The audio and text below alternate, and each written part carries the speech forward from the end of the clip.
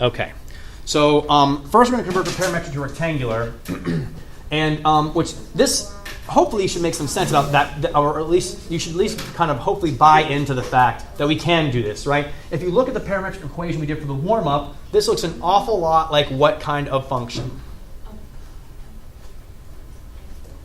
A parabola, right? Or a quadratic equation, one of those two things. I mean, certainly. But it's not an entire quadratic equation. It's only a part of a quadratic equation, right? It's like limiting the domain, right? The t values there, these t values, our parameter, limited both actually our domain and our range. You can really think about it that way, okay?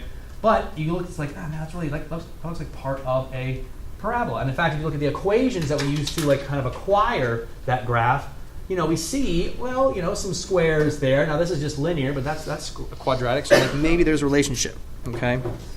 So let me just start with a more basic set of parametric equations here, and then we will show how to do it from there. Because really, it's like once you get it for one thing, you kind of can do it for the rest. Okay. Okay. This is also sometimes called eliminate, or this is sometimes called eliminating the parameter. Because after all, what makes an equation parametric? It's got the parameter variable in it. What we're going to try and do then is eliminate the parameter. Okay, come up with something that does not have the parameter in it. So, any ideas about how we might do this?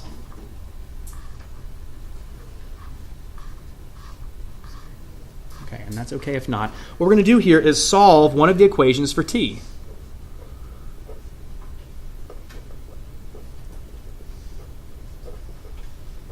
Okay, it doesn't really matter which one. I'm going to solve the x one. Okay, so I'm going to solve this x1 for t. You could also solve the y1 for t as well. I'm going to solve the x for t, though. So we got x equals 2t minus 6. So x plus 6 equals 2t.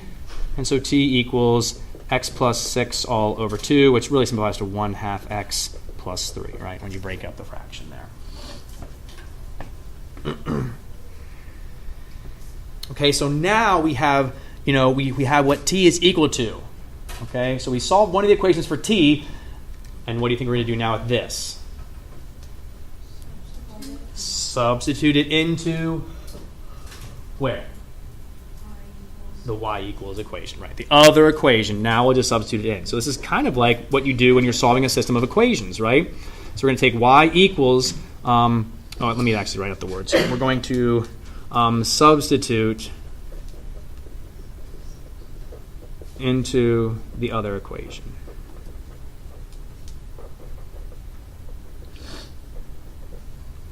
So we'll have y equals 4 times 1/2 x plus 3 plus 10.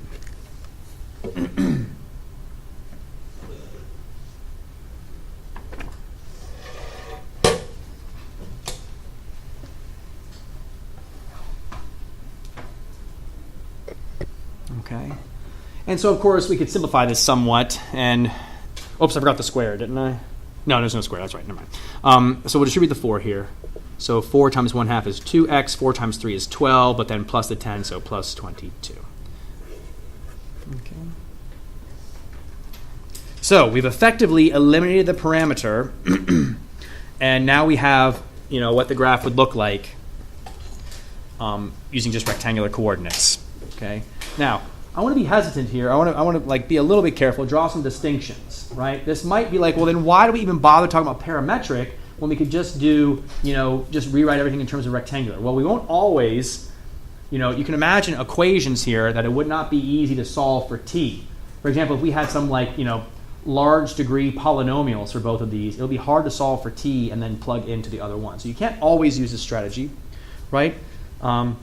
Also, when you eliminate the parameter, you kind of eliminate some information that you had. Like we eliminate some of our analysis we could do, right? Before, based on what time it was, we could tell what your x and your y position were at any given time. Now, here we kind of lose that parameter, and now we can just tell you, well, if your x position is this, then your y position is this, but we can't tell you when you're at those positions. We can only tell you, well, if x is this, then y will be this kind of thing. So you lose a little bit of your, interpretation there, I guess I'll say.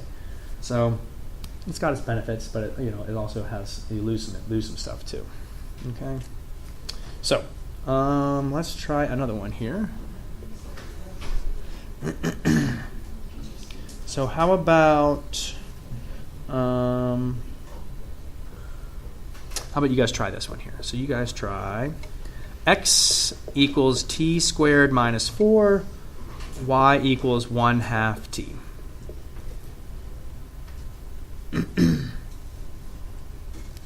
Okay, and give that a try. Eliminate the parameter.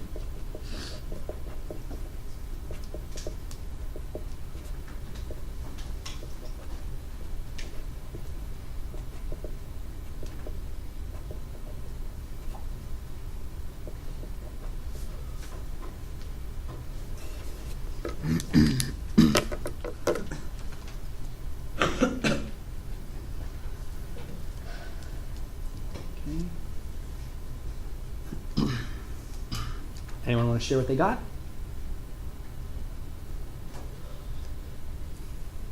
Yep, Julia, go ahead. Sorry, I didn't see. The square root of x plus 4 over 2. Okay, square root of x plus 4 over 2. And then it should be a plus or minus, though, too, because when you square rooted, you're kind of in an equation sentence. You want to really make it plus or minus. But plus or minus 1/2 root x plus 4 or plus or minus root x plus 4 all over 2. It's fine. Yep. Okay, so question. When I solve for, I did like the y equation, solve for t. So you said t was equal to 2y? Yeah, and then it ends up with x equals 4y squared plus or minus 4. Okay, like that? Yeah, you have to solve for y. So, I mean, the directions don't specify, right? I didn't specify here. I just kind of I didn't give you any directions, really. So, I mean, just eliminate the parameter. So, technically there, you're right. I mean, I would say you're fine with doing that, if you like. That's okay, you know? If it's a multiple choice, though, you need to be able to then manipulate. Like, for example, if your multiple choice answer is solve for y, you need to be able to manipulate it to do that. But, I mean, you can do that no problem. I just add 4, divide by 4, and then square root. So, but yeah, you're not wrong in saying that. Did anyone else do that one, the 4y squared minus 4? So that's fine. Yeah, that's really okay. Yeah. Question? So will it ever indicate solve for t? I see what you're saying. It might say, the directions might say something like solve for y equal to f of x, which would indicate solve for y as a function of x. It means y equals stuff with x kind of thing. That's how they might word it kind of thing. Okay. Or solve for y in terms of x. Right. Solve for y in terms of x, right? So that's how they say. Okay. If you graph this parametric equation, so I've got that graphed right here for us if you want to take a look. Okay. There's the parametric equation. Right, again, I just have it in parametric mode, and the t squared minus 4, 0.5t or 1/2 t, and I did from -2 to 2. You can see there's that parabola. Right now, if I were to instead go to y equals, change my mode back to function, and if I were to graph a positive 0.5 square root of x plus 4, and a negative 0.5 square root of x plus 4, and then you can see the exact same curve, right? There it is. But what do we lose? We kind of lose the orientation, right? Parametric equations have that direction of motion kind of thing. As the parameter increases, you go a certain direction. As the parameter decreases, you go a certain direction. Here, we just kind of have the shape of the graph, and that's it. So we have the path, but not, actual locations at given times and things. So we lose some information there. But anyway, questions on any of that? Okay, so there it is. All right. So that's how to convert from parametric to rectangular, right? You solve one for t, plug it into the other equation, and boom, there you go.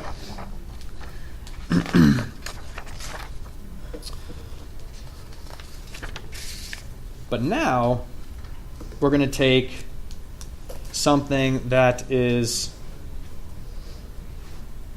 parametric and instead, or sorry, something that's rectangular and now make it parametric. Okay. Ooh, actually, did I want to do, let me see here. Is there?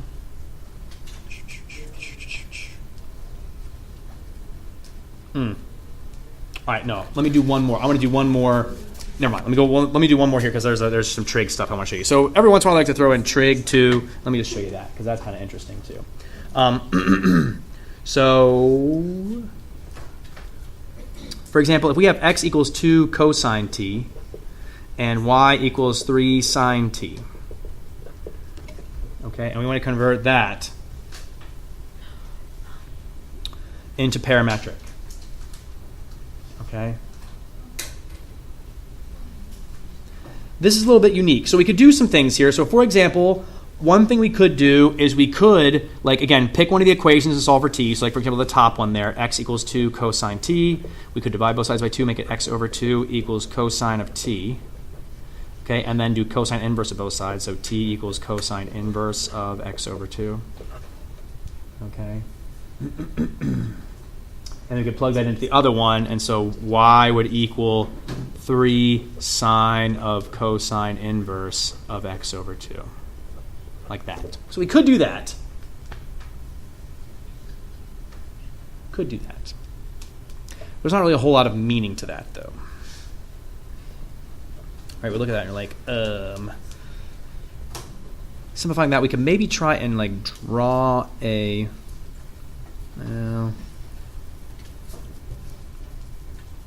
we could draw like a right triangle and maybe come up with something from there. Right? We've evaluated stuff like this before. Yeah. So we could potentially use like a right triangle here and evaluate it that way. There's another way, though. If I take one of these each and rewrite them so that I have cosine of t here is equal to x over 2, and rewrite this here as sine of t is equal to y over 3. Okay.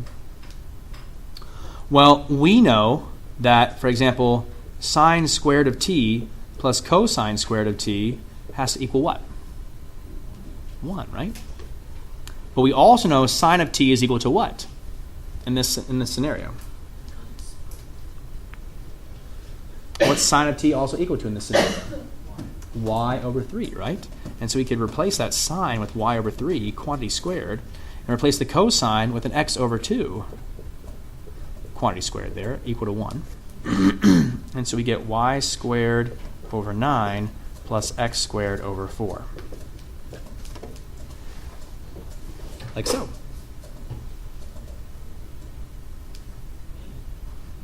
Okay.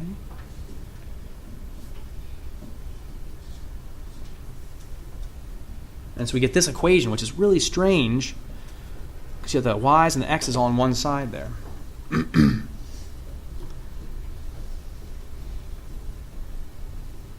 Now imagine here, if that 2 cosine were a 3 cosine, right? So we get this. We're not really sure what this would look like necessarily, but maybe. But if we have a 3 cosine here, it'll be 2 cosine t. So instead, think of it as 3 cosine t. I don't know if this is going to be good or not. I might be going off the rails a little bit here, but we'll try it. It'll be x over 3. I maybe should have done this one first. Now that I'm thinking about it.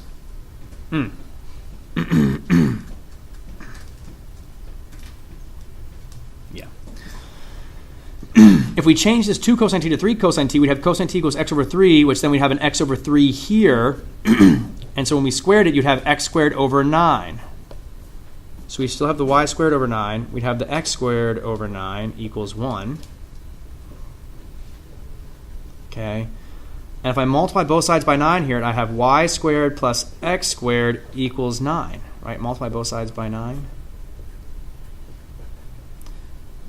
What is this a graph of? Oh my gosh. That's the first thing we learned in this class. We've gone full circle, guys. So, yeah, if you graph this in your calculator, or if you were to graph 3 cosine t and 3 sine t in your calculator in parametric form,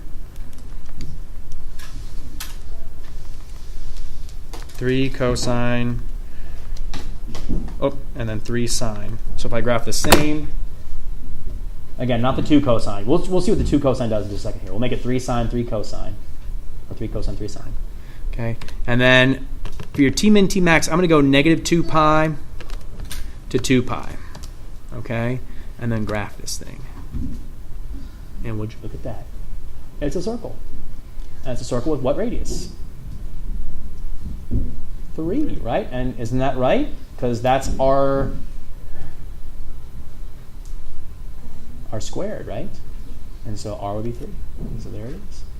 Okay. Parametric. All right. If we change it to the original one where it's 2, watch what happens here. Do we have a circle? Yeah, it's an oval, or in mathematically we call that an ellipse. An ellipse. Okay, you'll see that the horizontal radius is 2, the vertical radius is 3. So yes. What's your window? Because I have a smaller circle for that. You want the same size circle as I have? Yeah. Try a zoom 4. Is your circle bigger now? Did you press zoom 4? Oh, zoom 4. Oh, Zoom I thought you 4. Oh, zoom 4 or something else. No, zoom number 4. No, I felt like I was supposed to type in 4 and Oh, I gotcha. You got it now, though. Yes? Yes. It looks good. Yes? Yeah. Much bigger. So there you go. Okay, so an ellipse. So of course, if you want to do it the other way, right, you can kind of play around with some. Okay, well, if I made this 3 and this 2, now we're going to expect that it's going to be wider and, squashed kind of thing. And so sure enough, there's your ellipse that way too. Okay, you can make it like really squishy if you want. Let's see, I could do like 5 and 2 like that. Okay, it's like Hey Arnold, football head. Is that too old of a cartoon for you guys? Okay, Hey Arnold, yes. Mine looks more like a hexagon. Or like Right.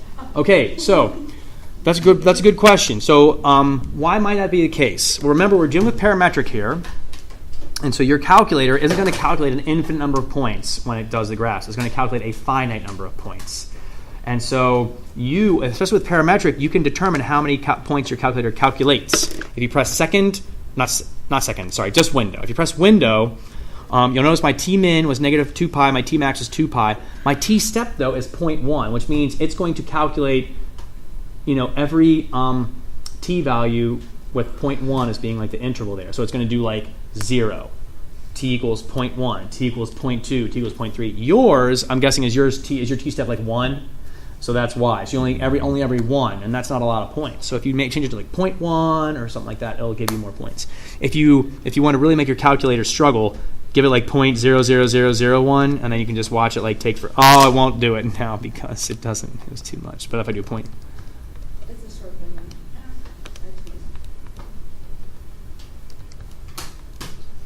Oh, there we go. So I did 0.01. You can see it's like slower now. It didn't like it. So anyway. So yes, hello gentlemen, welcome back. Yes. Get back to the spark.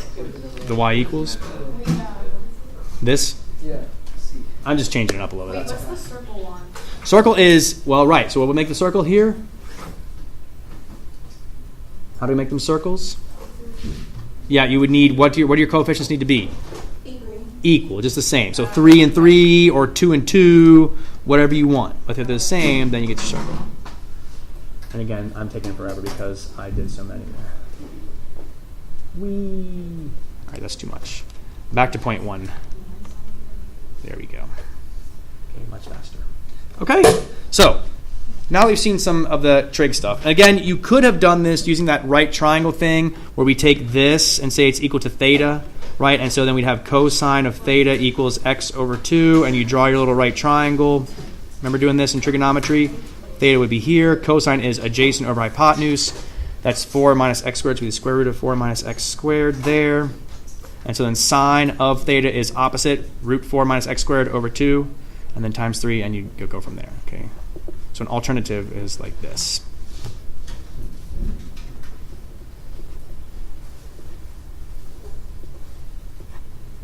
That would also work.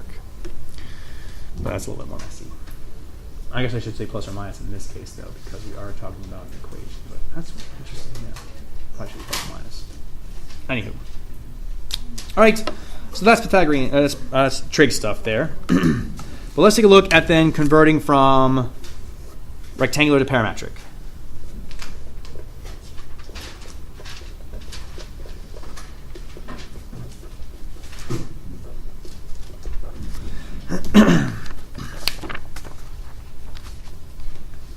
Okay, so let's say we've got, for example, the equation y equals 1 minus x squared.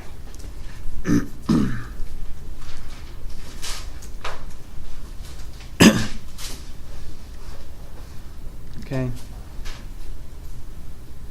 and we want to break it up into y equals stuff with t and x equals stuff with t. Okay, well, there's an infinite number of combinations that we could come up with here that would revert back to this rectangular equation. Okay, so oftentimes with a problem like this, you need to be given some sort of argument. So for example here, we could be given that t is equal to x. Okay, so given that t is equal to x, that means one of our equations is going to be x equals t. Right, that's one of the equations. That's x in terms of t. And now we need to come up with the function for y in terms of t. Okay. So if x is just equal to t, then what will the equation for y be in terms of t? 1 minus t squared. Exactly right. If x is t, then just replace the x with t, and then there's your set of parametric equations right there. X is equal to t, y is equal to 1 minus t squared. Okay, but that's just one option. Okay, it's the one option when t is equal to x. But there's other sets of parametric equations that would come up with that 1 minus x squared there, y equals 1 minus x squared. Let's try another one. How about if t is equal to x minus 2? Okay, so we're given that parameter.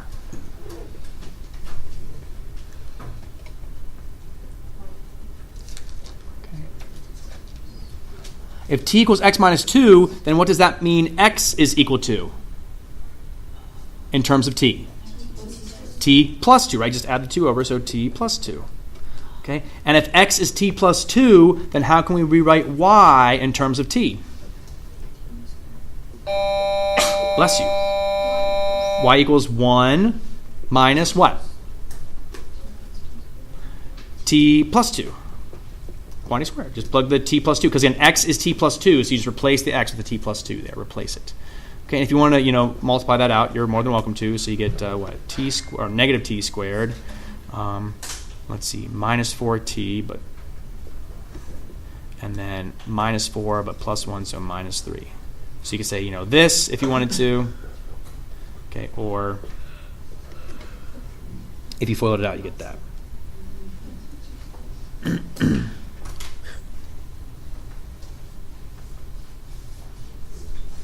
Okay.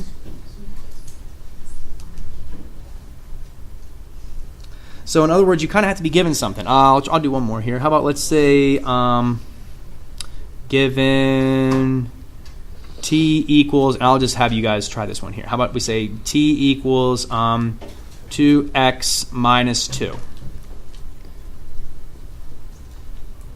Okay. So given that t is equal to 2x minus 2, come up with the two equations there. X equals stuff with t, y equals stuff with t. Okay?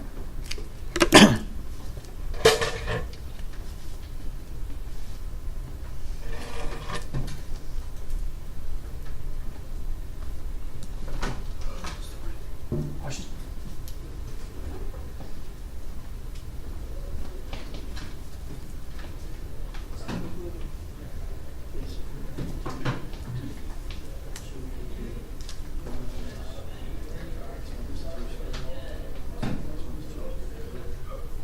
So t is x minus 2, but x then is t plus 2. You okay with that? So then what was y was originally 1 minus x squared. X is t plus 2. X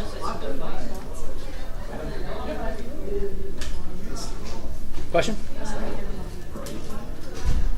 Yep. You don't simplify it out. You can leave it like that if you want.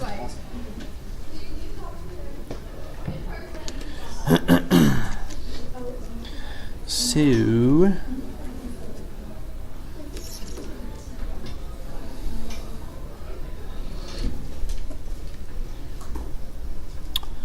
plus 2, so 1/2 t.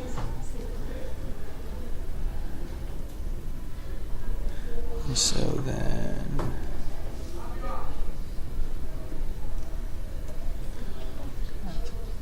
okay. So something like that is what you should have gotten, yeah? 1/2 t plus 1, or you might have 2t plus 2. Sorry, you might have t plus 2 over 2. You might have t plus 2 over 2. Like that, and then in which case you'd have 1 minus the quantity t plus 2 over 2 squared like that. Okay? So either these two or these two, probably most likely what you'll have there, yeah? That's the idea. Okay, questions on any of that? All right. If not, then let me get you guys started here on your assignment. That's all I got for you today, okay? So pretty easy. Okay, pretty easy.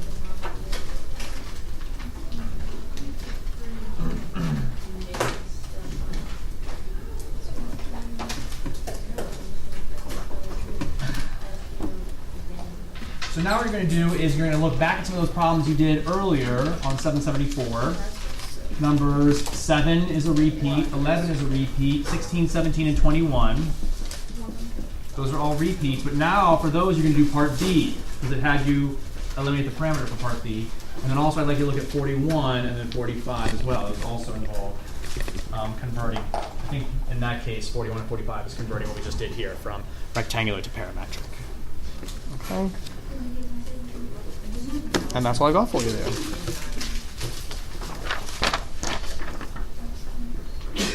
Bless you. Mm-hmm.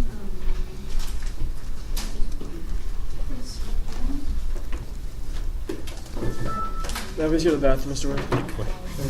Mm-hmm.